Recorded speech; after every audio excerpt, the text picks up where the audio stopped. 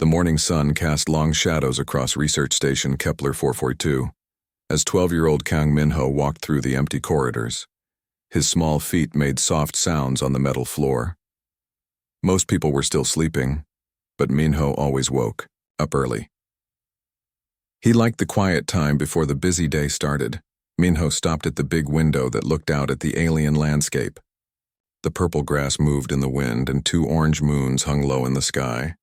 He had lived on this colony world for 3 years now, ever since the war started, ever since his parents died. Dr. Park Yuna found him there, like she did every morning. She was tall and kind, with tired eyes that showed how hard she worked. She had taken care of Minho since he arrived at the station as a scared 9-year-old boy. "Good morning, Minho," she said, putting her hand on his shoulder. "Ready for another day of data sorting?"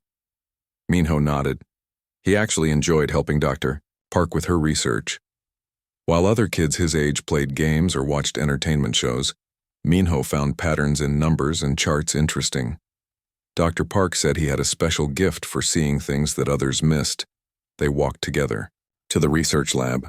The room was full of computers and screens showing information about alien plant life, weather patterns, and communication signals from space.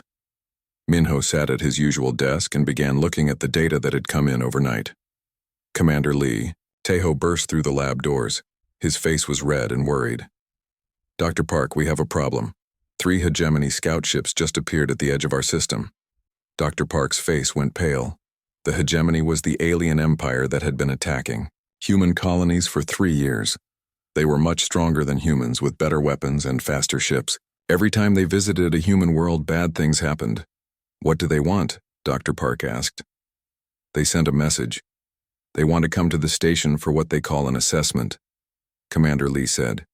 "We cannot refuse them. They have too many ships." Minho looked up from his computer. He had been listening to hegemony communications for months now. At first it was just curious noise, but slowly he had started to understand pieces of their language. The adults did not know about this. "When will they arrive?" Dr. Park asked. "In 2 hours," Commander Lee replied. "I want all non-essential personnel to stay in their quarters. That includes the boy." "Minho is not non-essential," Dr. Park said firmly. "He helps with important research work." Commander Lee looked at Minho sitting quietly at his desk. The boy was small for his age, with dark hair and serious eyes. He did not look like anything special. "Fine, but keep him quiet. We do not need any problems." 2 hours later, the hegemony shuttle landed in the station's docking bay. 3 alien figures walked out, wearing dark armor that made clicking sounds as they moved. The lead alien was tall and thin with 4 arms and skin that looked like gray metal. His name was Vextar, though the humans did not know this yet. Dr. Park, Commander Lee, and several other station officers met the aliens in the main conference room. Minho sat quietly in the corner, pretending to read a data pad while he listened, carefully. Vextar spoke in the human language, but his voice sounded like metal scraping against metal. "I am here to assess this facility for the hegemony empire. You will show me your research, your weapons, and your population numbers." "We are a peaceful research station," Dr. Park said. "We study plant life and weather patterns. We have no weapons beyond basic defense systems." Vextar made a sound that might have been laughter. "All human settlements lie about their military capabilities. We will conduct our own examination." For the next hour, the aliens walked through the station. They looked at everything with their scanning devices. They counted the humans they saw and made notes about the station's defenses. Minho followed, quietly behind the group, still pretending to read his data pad. In the communications center, Vextar stopped at a console showing intercepted alien signals. "What is this?" he demanded. "We monitor space communications for safety reasons," Commander Lee explained. "Most of it is just background noise that we cannot understand." Vextar looked at the display more carefully. His 4 eyes narrowed. "Some of these signals are from our ships. You are spying on hegemony communications." "We do not understand your language," Dr. Park said quickly. "The signals are just recorded, not translated." Minho stepped forward. He had been thinking about what he heard in the alien conversations, and he wanted to help. Actually, I think I might understand some of it.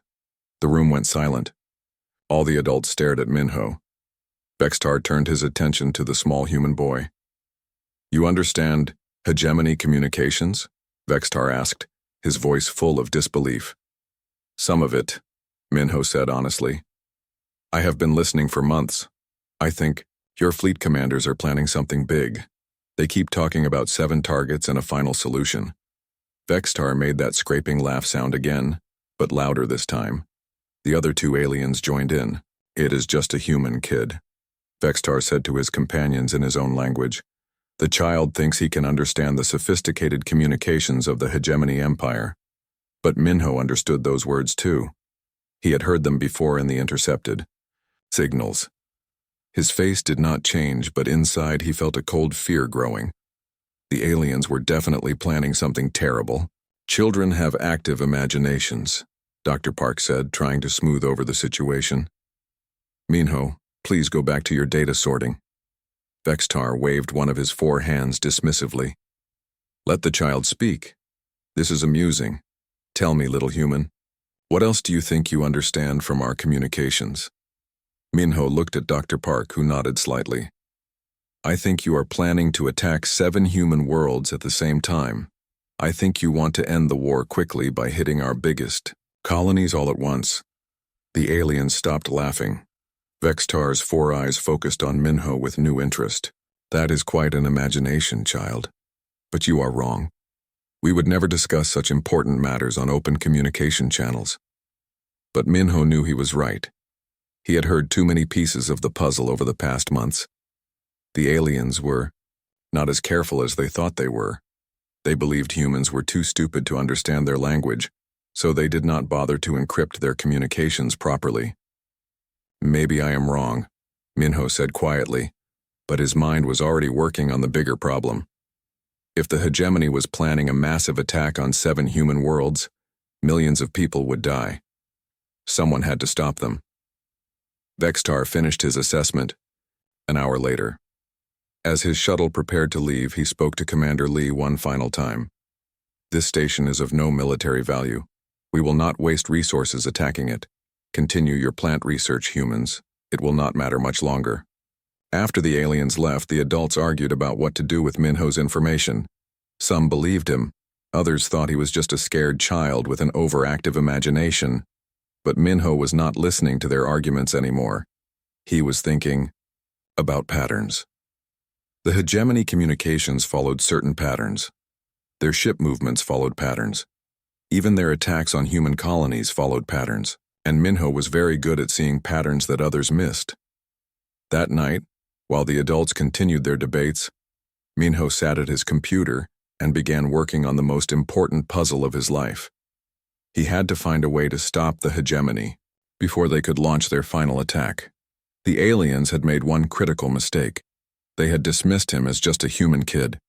They had no idea what human kids were capable of when they put their minds to something important.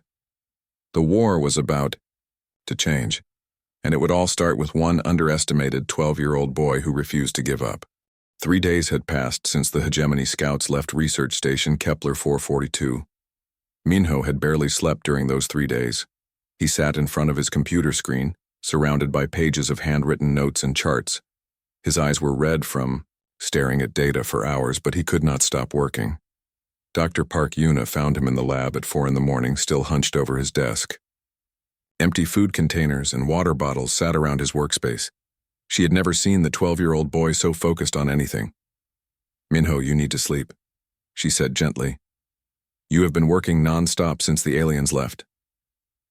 I cannot sleep, Minho replied without looking up from his screen.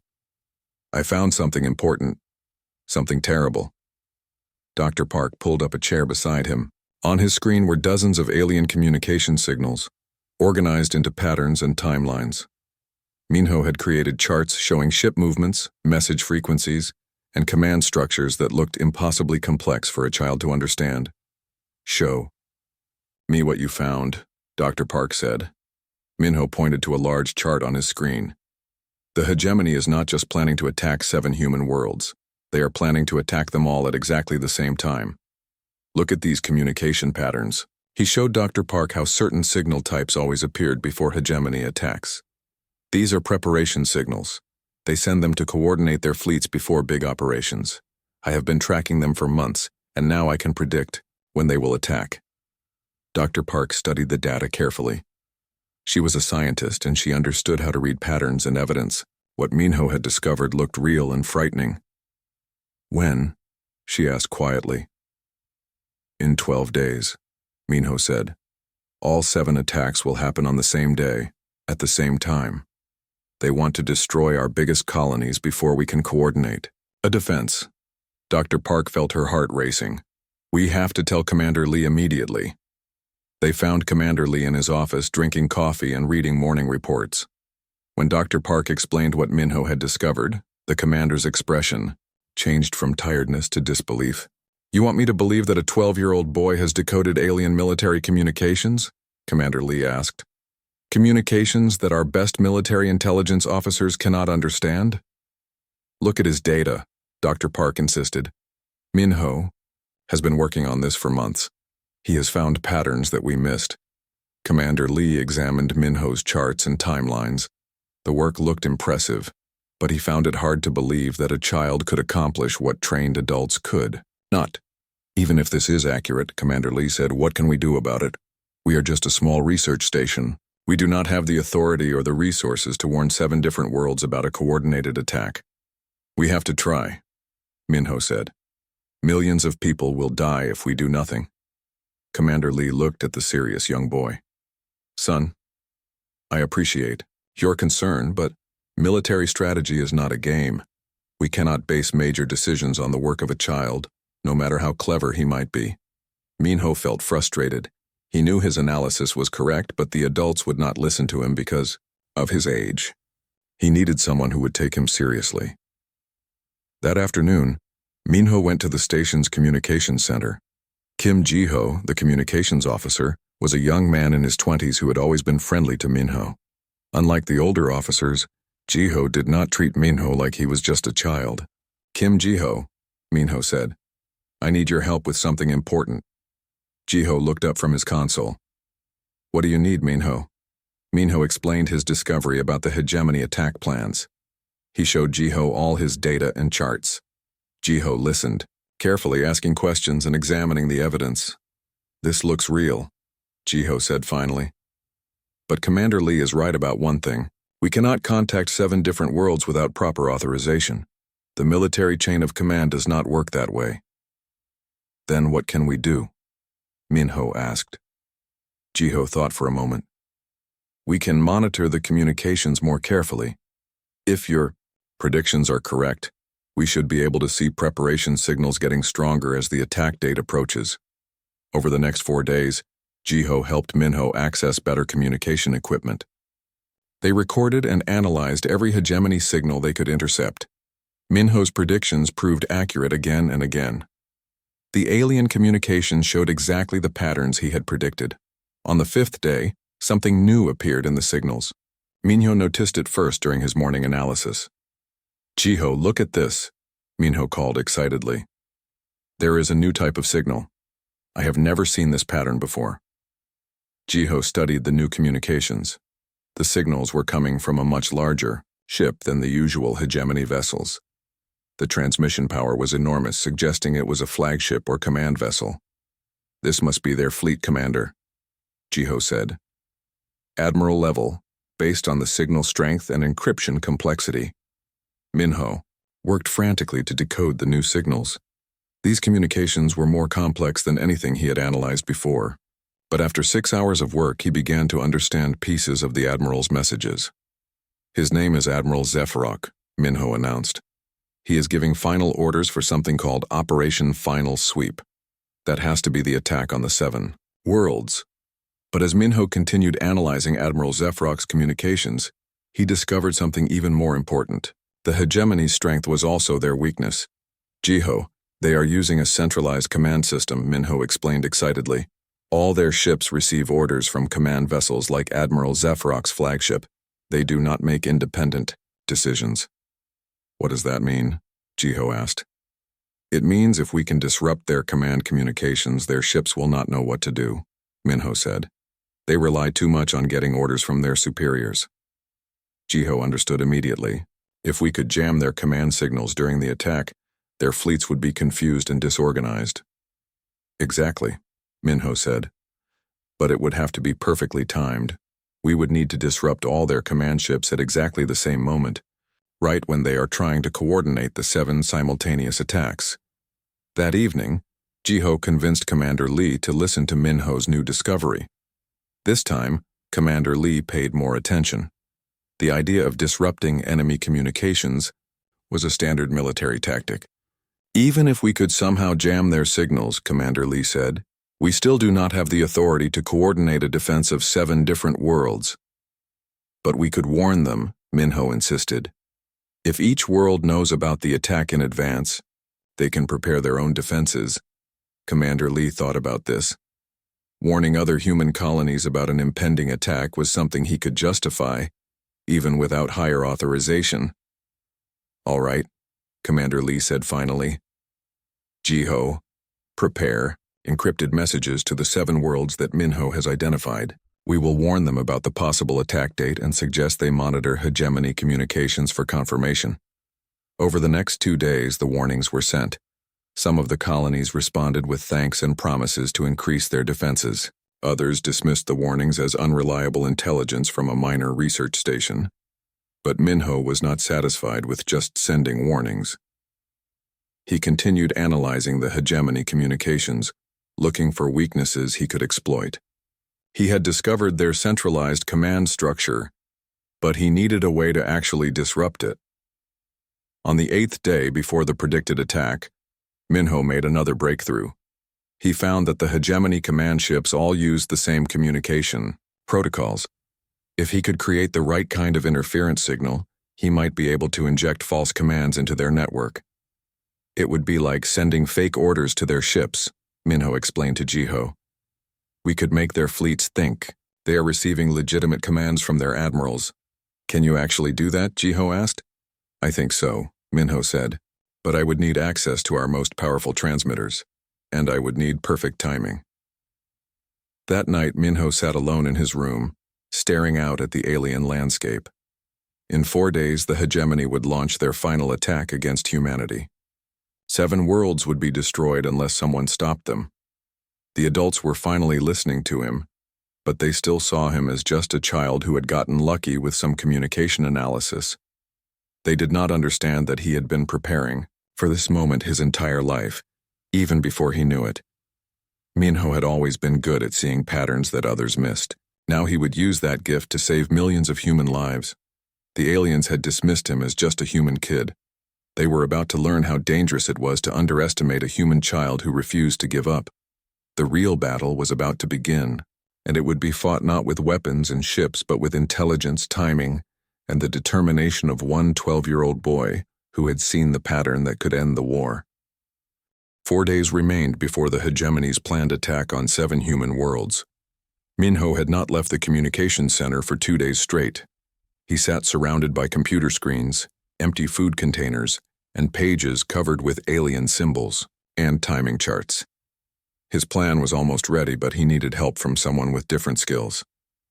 I need to find Shin Dayun, Minho told Kim Jiho during the morning shift change. Jiho looked confused. The teenager who lives in Section C? Why? Do you need her? She knows about computer networks, Minho explained. I heard her talking about breaking into the station's entertainment system to get free games. If she can hack our systems, maybe she can help me hack theirs. Jiho was not sure about involving another young person in their dangerous plan, but time was running short. I will ask her to come to the communications center, he said. Shin Dayun arrived an hour later. She was 16 years old, with short black hair and curious eyes. She had lived on the station for 2 years with her older brother, who worked in the engineering department. Kim Jiho said you needed help with computers, Dayun said, looking at all the equipment around Minho. What are you trying to do? Minho explained about the hegemony attack plans and his idea to disrupt their command communications. He showed her the alien signal patterns and his analysis of their network structure. You want to hack alien military? Communications? Dayun asked, her eyes growing wide. That sounds impossible. Maybe not impossible, Minho said. Look at this. Their command system uses predictable protocols. If we can inject false signals at the right time, we might be able to confuse their entire fleet. Dayun studied Minho's work carefully. She understood computer networks better than anyone else on the station. After an hour of analysis, she began to see what Minho was planning. You want to make their ships think they are getting orders from their admirals, but actually the orders would come from us, she said. Exactly, Minho replied. But the timing has to be perfect. We need to send the false signals at the exact moment when their real admirals are trying to coordinate the attack on 7 worlds. Dayun thought about the technical challenges. We would need to break their encryption codes and match their transmission frequencies perfectly. One mistake and they would detect the fake signals immediately. Can you do it? Minho asked. Dayun grinned. It will be the biggest hack in galactic history. Of course I want to try. For the next 2 days, Minho and Dayun worked together almost constantly. She taught him about network infiltration techniques, while he showed her the patterns in hegemony communications. Kim Jiho helped them access more powerful transmission equipment, without asking too many questions from Commander Lee. On the second day of their collaboration, they achieved their first breakthrough. Dayun successfully intercepted and decoded a routine hegemony supply request. It was just a message asking for more fuel, but it proved they could break the alien encryption. We did it, Dayun said excitedly. We actually decoded their military communications, but their celebration was interrupted by an urgent alarm. Commander Lee's voice came over the station's communication system. All personnel report to emergency. Stations. We have incoming hegemony vessels. Minho and Dayun ran to the observation deck with everyone else. 3 large hegemony warships had appeared near the station. These were not scout ships like before. These were serious military vessels, with heavy weapons. Commander Lee tried to contact the alien ships, but they did not respond to his messages. The ships just stayed in position watching the station. Why are they here? Dr. Park asked, standing beside Minho at the observation window. Minho studied the ships through the station's telescopes. Something about their positioning seemed familiar. He had seen similar formations in the intercepted communications. They are not here to attack us, Minho said suddenly. They are here to watch us. What do you mean? Commander Lee asked. Look at their formation, Minho explained. It is a surveillance pattern, not an attack formation. I think they suspect. We have been listening to their communications. This was bad news. If the hegemony knew that humans were intercepting their messages, they might change their communication protocols or delay their attack plans. That evening, Minho overheard 2 officers talking in the corridor outside his room. One of them was Captain Rexith, a mid-level hegemony officer aboard one of the watching ships. Minho did not know his name, but he recognized the voice from intercepted communications. Something is wrong with this research station, Captain, Rexith was saying to another alien officer. Admiral Zephyrock thinks they might be more dangerous than they appear. They are just human scientists, the other officer replied. What threat could they possibly pose? Maybe no threat, Captain Rexith said, but I have noticed unusual patterns in our communication networks recently. Small glitches and delays that did not exist before. It started around the time we first visited this station. Minho felt his heart racing. The aliens were beginning to suspect that something was wrong, but they had not figured out exactly what yet. The next morning, Commander Lee called a meeting with all senior staff. The 3 hegemony ships were still watching the station and everyone was nervous. We need to make a decision, Commander Lee announced.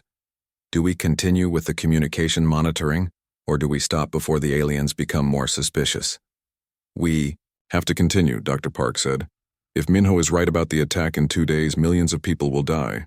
But if the aliens realize what we are doing, they might attack this station, another officer argued. Minho stood up. He was the youngest person in the room, but everyone turned to listen to him. The aliens already suspect something, Minho said. But they do not know exactly what we are doing. If we stop now, 7 human worlds will be destroyed and the war will be over. What do you suggest? Commander Lee asked. We continue with the plan, but we make it look like we are not doing anything important, Minho explained. We act like a normal research station while we prepare to disrupt their attack. Commander Lee thought about this. How do we make our activities look normal? We continue our regular research work, Dr. Park suggested.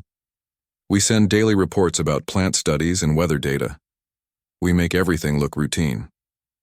That might work, Commander Lee agreed. But what if the aliens board the station for another inspection? Then we hide the real communication equipment and show them fake research data, Minho said. Dione and I can prepare backup systems that look innocent. Over the next day, everyone on the station worked to prepare for a possible alien inspection.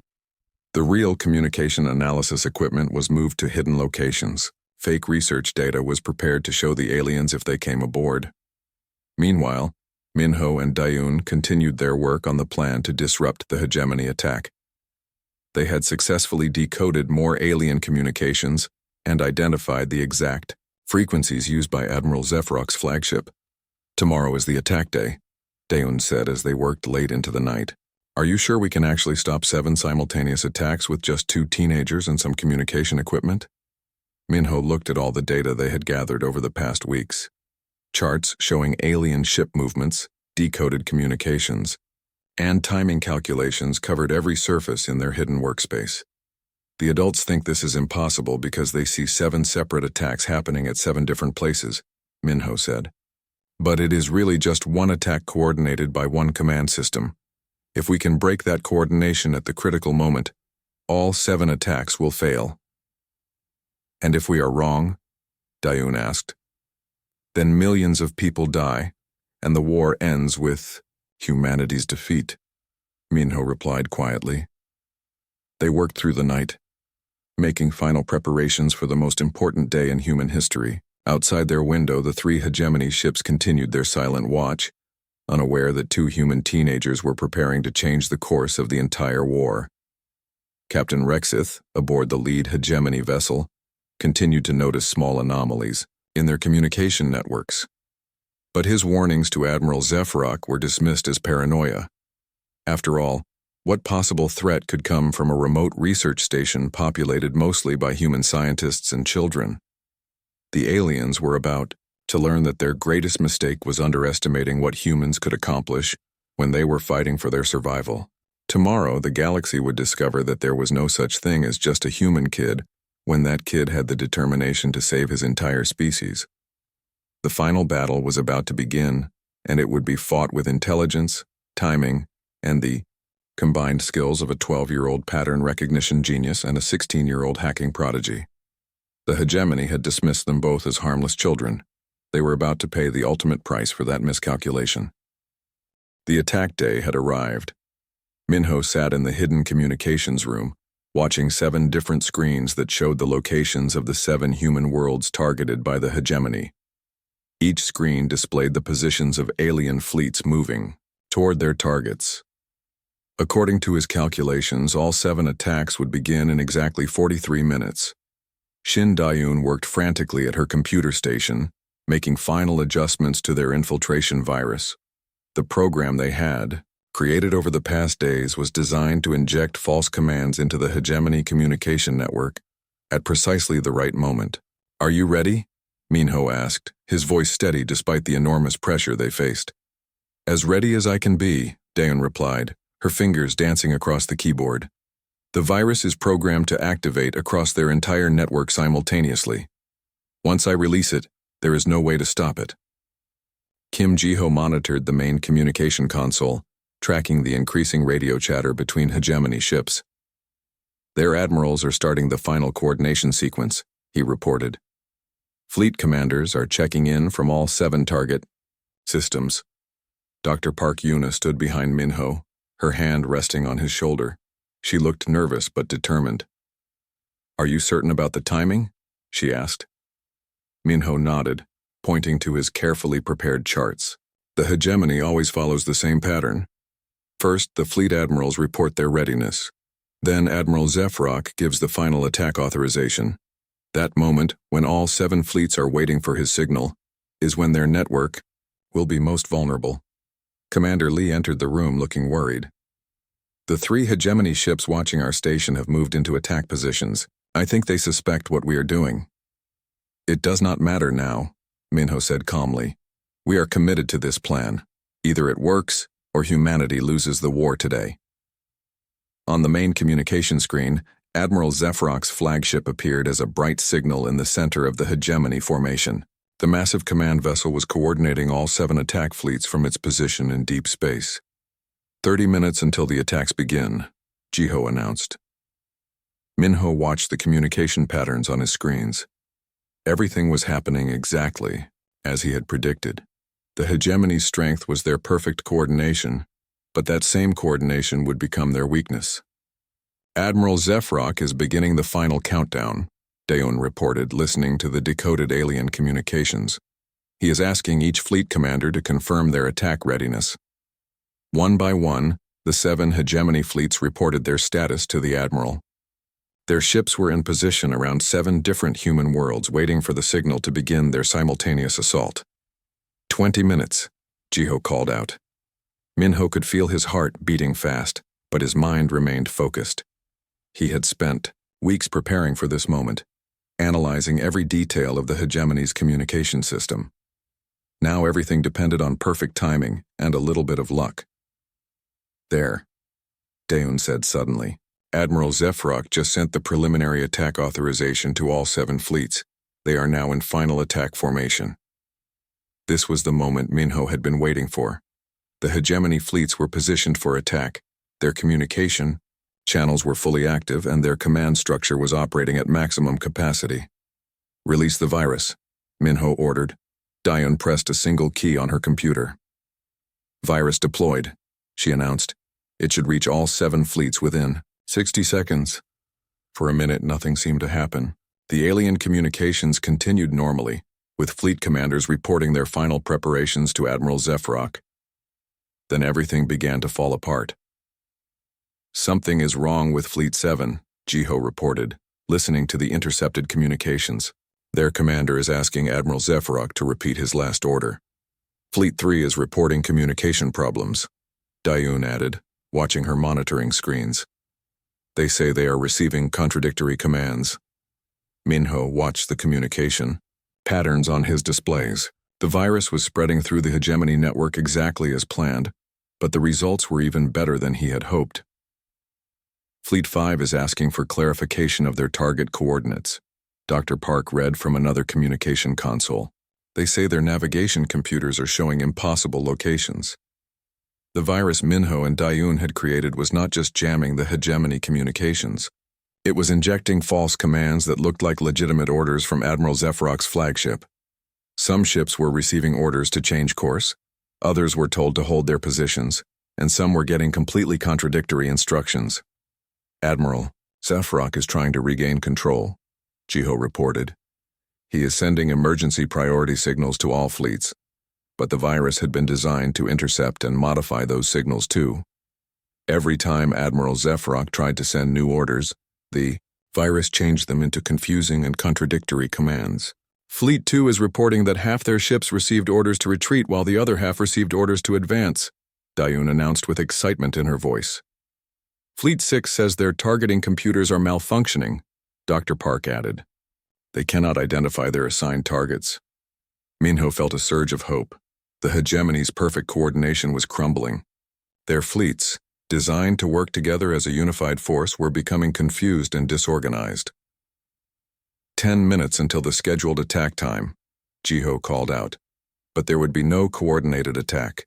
The 7 hegemony fleets were in chaos, with ships receiving contradictory orders and commanders unable to communicate clearly with their superiors. Admiral Zephrok is sending personal authentication codes to each fleet, Daeun reported. He is trying to verify that his orders are reaching the fleets correctly. Can the virus handle authentication codes? Dr. Park asked. I programmed it to randomize any authentication sequences, Daeun explained. The fleets will receive codes that look real, but do not match what Admiral Zephrok actually sent. The result was catastrophic for the hegemony forces. Fleet commanders who thought they had received legitimate orders from their admiral discovered that their authentication codes did not match. This made them even more confused and suspicious of any orders they received. Fleet 1 is requesting immediate communication verification, Jiho reported. Fleet 4 has stopped advancing toward their target and is holding position until they can confirm their orders. 3 minutes until attack time, Minho announced. Admiral Zephrok was becoming desperate. Through the intercepted communications, they could hear his increasingly frantic attempts to regain control of his scattered fleets. Emergency protocol activated. Admiral Zephrok's voice came through the speakers, translated by their decoding systems. All fleet commanders switched to backup communication channels immediately. But Minho had anticipated this possibility. Dayun, activate the secondary virus program. Secondary virus deployed, Dayun confirmed. This one targets their backup communication systems. Within seconds, the backup channels were also compromised. The hegemony fleets found that their emergency communication systems were just as unreliable as their primary systems. 1 minute until scheduled attack time, Jiho announced. Instead of 7 coordinated attacks on human worlds, there was only confusion and chaos among the hegemony fleets. Some ships had turned around and were heading away from their targets. Others were holding position, waiting for clear orders that would never come. A few were still advancing, but without coordination or clear objectives. Attack time has passed, Minho said quietly. The room fell silent as everyone realized what had just happened. The hegemony's final assault on humanity had failed before it could even begin. 7 human worlds that should have been under attack were still safe, their populations unaware of how close they had come to destruction. Fleet 7 is reporting complete communication breakdown, Dr. Park announced. They are requesting permission to withdraw until communication can be restored. Fleet 2 has broken formation, Daeun added. Their ships are scattering in different directions. Admiral Zephrok made one final desperate attempt to salvage the situation. All fleets execute independent attack protocols, his voice came through the speakers. Attack your assigned targets without waiting for further coordination. But it was too late. The hegemony fleets had been designed to work as a unified force under central command. Without clear coordination, they could not function effectively. Individual ships attacking alone would be easily defeated by prepared human defenses. The attacks are over, Minho said, leaning back in his chair with exhaustion. The hegemony fleets are retreating or breaking apart. Kim Jiho started laughing with relief. We did it, we actually stopped them. Dr. Park hugged Minho tightly. You saved millions of lives, she said. But Minho was already thinking about what would happen next.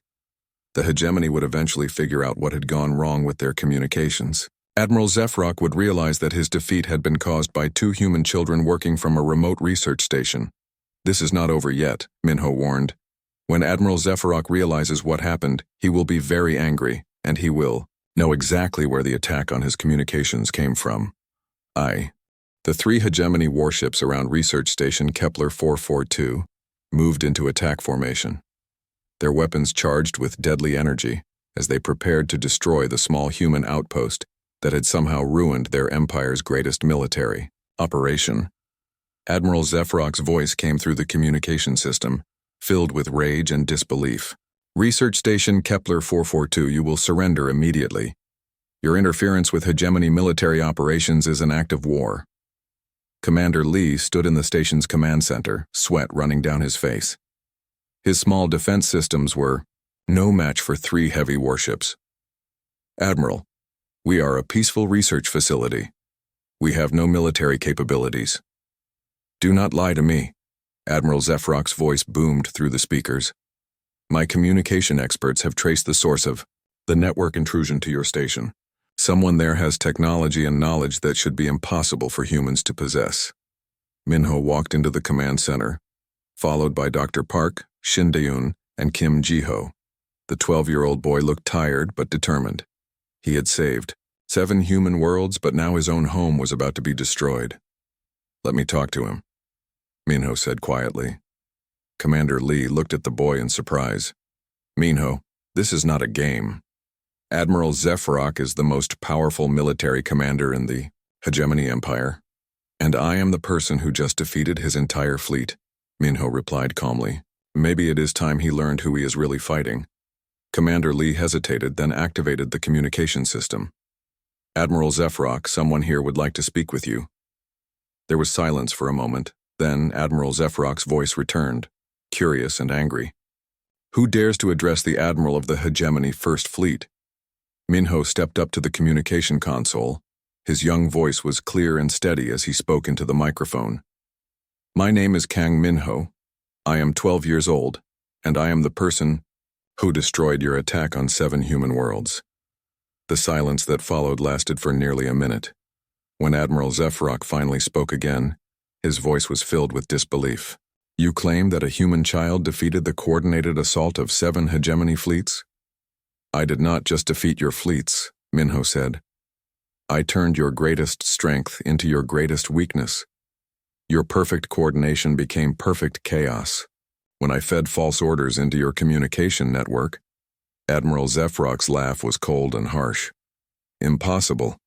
A child could not understand the sophisticated military communications of the Hegemony Empire. You said the same thing when your scout Vextar visited our station, Minho replied. He laughed at me too. He said I was just a human kid who could not possibly understand your language or your plans. There was another long silence. Admiral, Zephrok was clearly struggling to accept what he was hearing. Even if this is true, the Admiral said finally, it changes nothing. You have interfered with hegemony military operations. Your station will be destroyed as an example to other humans who might consider similar actions. Wait, Minho said. Before you destroy us, let me ask you something. How many hegemony ships did you lose today? We lost no ships, Admiral Zephrok replied proudly. The hegemony fleet is still intact. Exactly, Minho said. I could have destroyed your entire fleet, but I chose not to. I could have sent your ships crashing into each other or directed them into asteroid fields. Instead, I just made them confused and disorganized. Dr. Park looked at Minho in surprise. She had not realized that his virus could have been programmed to cause much more damage. Why would you show mercy to your enemies? Admiral Zephrok asked, genuinely puzzled. Because this war does not have to continue, Minho explained. Humans and the hegemony could coexist peacefully if you would stop trying to conquer us. The hegemony does not negotiate with inferior species, Admiral Zephrok declared. Inferior? Minho's voice remained calm, but there was steel in it now. Admiral, a 12-year-old human child just defeated your entire military strategy. If humans are inferior, what does that make you? This time the silence lasted even longer. Admiral Zephrok was clearly struggling with the implications of what had happened. You have 2 choices, Minho continued. You can destroy this station and continue a war that you now know you cannot win, or you can accept that humans are not the weak, simple creatures you thought we were. And if I choose to continue the war, Admiral Zephrok asked, then I will do to your entire empire what I did to your 7 fleets today, Minho said simply. Every time you try to coordinate a military operation, I will turn your own communication systems against you. Your strength will become your weakness until your empire collapses from within. Shindeon whispered to Dr. Park. Can he really do that? If anyone can, it is Minho. Dr. Park whispered back. Admiral Zephrok seemed to be considering his options. You are asking me to surrender the entire hegemony empire to a human child. I am asking you to choose peace over pointless destruction, Minho replied. Your empire can still exist. Your people can still prosper, but you must stop trying to conquer and destroy other species. The Hegemony Council will never accept defeat from humans, Admiral Zephrok said. Then do not call it defeat, Minho suggested. Call it wisdom. Call it recognizing that the galaxy is big enough for many different species to coexist. There was activity on the alien ships as Admiral Zephrok consulted with his officers. The weapons remained charged, but the ships held their positions. Finally, Admiral Zephrok's voice returned. I want to see this child who claims to have defeated the Hegemony Empire. I will come aboard your ship, Minho said, but I want guarantees for the safety of everyone on this station. Minho, no, Dr. Park said urgently. It is too dangerous. Have to finish what I started, Minho replied. If Admiral Zephrok sees that I really am just a 12-year-old human boy, maybe he will finally understand what humans are capable of. 2 hours later, Minho sat in the conference room of Admiral Zephrok's flagship. The Admiral was even more imposing in person, standing over 2 meters tall with 4 powerful arms and eyes that seemed to see everything. You are indeed just a child, Admiral Zephrok said, studying Minho carefully. Yes, Minho agreed. I am just a human kid, but I am also the person who ended your war. Admiral Zephrok walked around the table, examining Minho from different angles. How did you learn to understand our communications? I listened and I learned, Minho said simply. Humans are good at finding patterns and solving problems, even human children. My military advisors say it should have been impossible. Admiral, Zephrok said. Your military advisors underestimated what humans can do when we are fighting for our survival, Minho replied. Just like Vextar underestimated me when he laughed and said I was just a human kid. Admiral Zephrok stopped walking and stared at Minho. If one human child can defeat our greatest military operation, what could millions of adult humans accomplish? You will never have to find out if you choose peace, Minho said. The Admiral was silent for a long time, thinking about everything. That had happened. His perfect plan had been ruined by a 12-year-old boy working from a remote research station. If this was what human children could do, what would happen when adult humans decided to fight back seriously? I will contact the Hegemony Council, Admiral Zephrok said finally. I will recommend that we negotiate a peace treaty with humanity. And if they refuse, Minho asked, then I will tell them that continuing this war will result in the complete destruction of our empire, Admiral Zephrok replied. I will tell them that we have discovered humans are not the weak species we thought they were. 6 months later, Minho stood in the same conference room where he had first been dismissed as just a human kid. But now he was helping to negotiate the final details of the peace treaty between humanity and the Hegemony Empire. Admiral Zephrok had become an unexpected ally, convincing his own government that peace was the only logical choice. The other Hegemony leaders had been skeptical until they learned the full details of how their greatest military operation had been defeated. The treaty is complete, Admiral Zephrok announced. The war between humanity and the Hegemony is officially over. Dr. Park smiled at Minho with pride.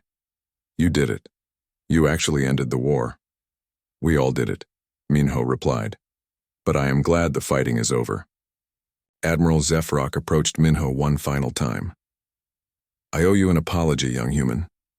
When my scout first reported about you, I dismissed the concern. I thought you were just a human kid who could pose no threat to our empire. Minho smiled. You were right about one thing, Admiral. I am just a human kid. But the galaxy learned something important today. What is that? Admiral Zephrok asked. There is no such thing as just a human kid when that kid is fighting to protect the people he loves.